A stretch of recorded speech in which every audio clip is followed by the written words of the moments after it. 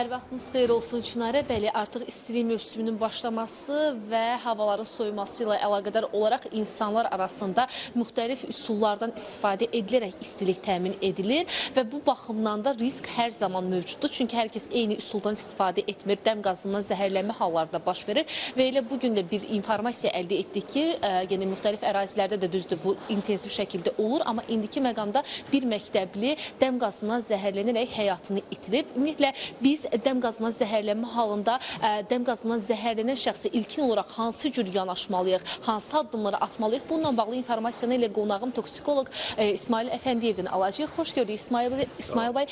Təfərrüatları sizdən eşidək. Biz yəni zəhərlənmə halı ilə qarşılaşdıqda ilkin olaraq həmin insana hansı cür yanaşmalıyıq? Buyurun sizdən eşidək. Salam. Birinci növbədə bilmək lazımdır ki, dəm qazının rəngi, kokusu yoxdur. Çox adam insan girir hamam otağına, deyir ki, mən qazın iyi hiss elədim. Təəssüf olsun ki, o dəm qazının iyi olmadığına görə ilk əlamətlər başqa olur. Əgər siz hamam otağında ya digər qaz cihazı olan otağında özünüzdə qəflətən baş ağrır, baş gicəllənmə, ürək bulanma və digər əlamətlər hiss eləmirsinizsə, bilin ki, artıq zəhərlənmə baş verib və ola bilər ki, sizin bir neçə saniyə var ki, oradan o mühitdən çıxasınız ki, ondan sonra huş dəyişilməsin, komaya düşməyəsiniz və ağır vəziyyət yaranmasın.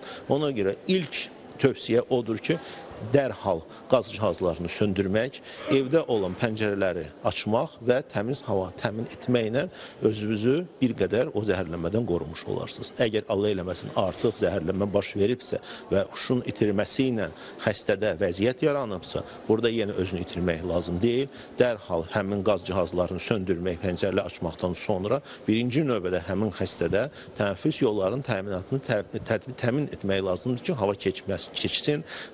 Ağız, burunu təmizlətdirmək lazımdır. Ola bilər bir neçə müddətdən sonra həmin insan özünə gəlsin.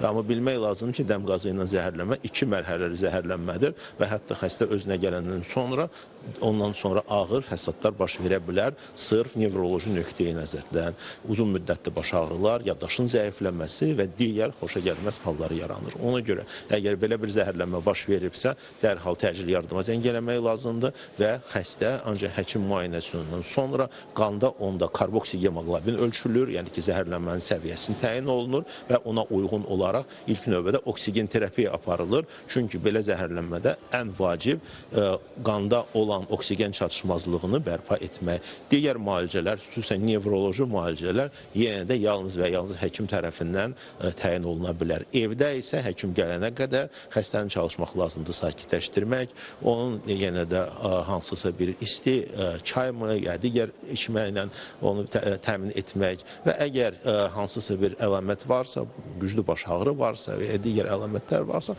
ona uyğun evdə olan dərmanlardan istifadə etmək tövsiyə olunur. Təşəkkür ederim dolğun informasiyaları bizlə paylaşdığınız üçün.